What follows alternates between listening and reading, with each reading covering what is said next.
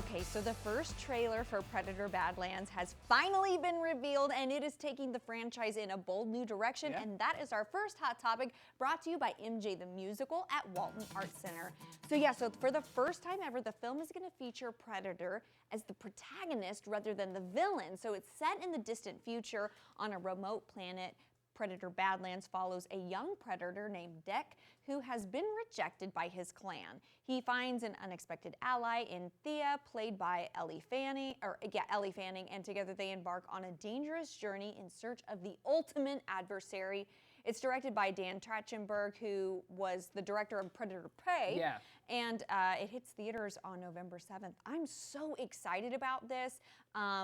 If you have the chance to watch the full trailer, it looks super good. You know, I really liked that movie, Prey. I think it's available on streaming. Yeah. You've got to see that one because it also kind of takes the Predator that you know and puts a spin on it. on his head. Yeah, it's cool. And I feel like that's what we're doing with this one too. So exciting stuff coming to the big screen in November. It'll be great. A little present in the fall. Yes, absolutely. Yeah. Well, George Lucas is sharing an insight into Star Wars lore. Did you see this?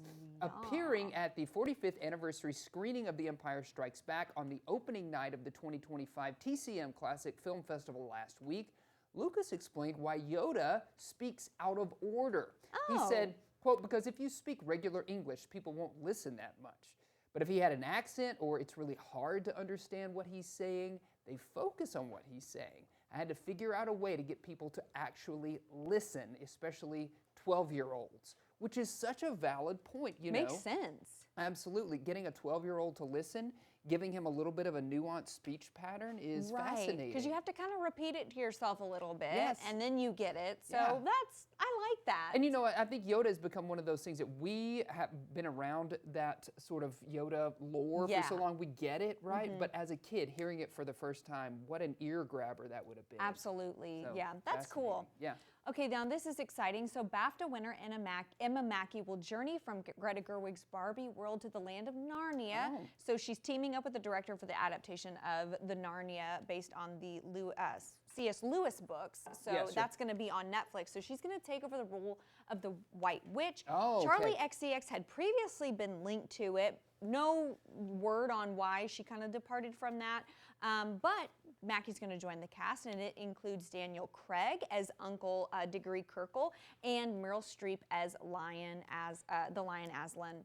Yeah. So Gerwig wrote the script, and she's directing the film. It's going to tackle The Magician's Nephew, which is the 6th novel, but it's the first in that Narnia timeline. Yeah, you're right. Yeah. Those books were published sort of out of order. Right. And so The Magician's Nephew takes place first. And you know, when we had those original films that came out, in the 2000s, we never got to The Magician's Nephew. And that's one of my favorite stories. Right. So this is exciting that it is happening. I am all on board for this new cast. I mean, Meryl Streep as Aslan. Super cool. Daniel Craig in it. That is super great. I know, James Bond. Come on. Yes. And I've got another cool story for you. So television's favorite painter, Bob Ross, is getting his museum spotlight finally. So a sprawling exhibition of dozens of the artist's happy little landscapes is expected to open at the Ministria Museum and Gardens in Muncie, Indiana.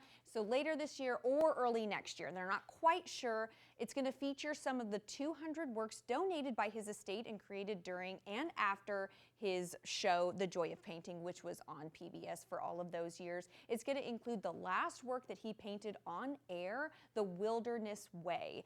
It's also going to include pieces of his private collection, but they were never on air. So that's really cool. I'm excited for that he's going to kind of have those in a museum. I have to be honest in that I didn't realize he didn't already have a museum spotlight happening at some place. So fascinating. Yeah. And I love it. I do too. I think it's so cool. Let's travel to Muncie to go see this one. Maybe. Yeah, good day Muncie. Well, Arizona Diamondback slugger Eugenio Suarez made history Saturday night. He became just the 19th player in Major League Baseball history to hit 4 home runs in a game. Oh! That's right, yeah.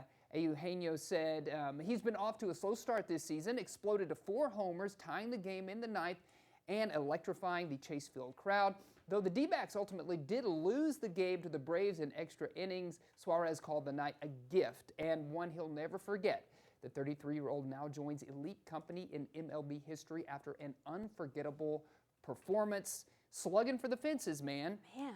I know, that's a lot. I mean, that would ignite a crowd. I can only imagine being in the stands and seeing something like that. Right. We had a chance to go to a basketball game, Memphis Grizzlies, this was a couple of seasons ago, where one of their players hit like 10 threes in a row, and the crowd was just like on fire. So I can imagine at a baseball game where scoring comes at a premium, Right, and this guy's hitting 4 home runs. That's has gotta be exciting. exciting. That's So, cool. Yeah.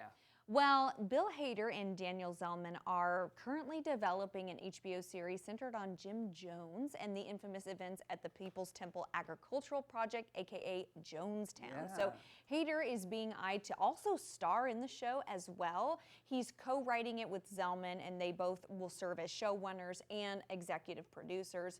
Hader would also direct should the project move forward. So that comes not long after a Jonestown movie served as a central plot point in an episode of the critically acclaimed Apple TV series, The Studio. Right. So I guess it's kind of on top of people's minds right now. Sure. I'm interested to see Bill Hader in a role like that. I know. You know, he played Barry, which we see him on Yes, the red carpet for here, and that was kind of a little bit more of a serious role for him, although it did have some sort of, it was a dark comedy sort of thing. But to see him, I mean, I can only imagine if you're doing a Jonestown show, it's going to be very dramatic, right? Yeah, so that would be an entirely different thing for him. Yeah.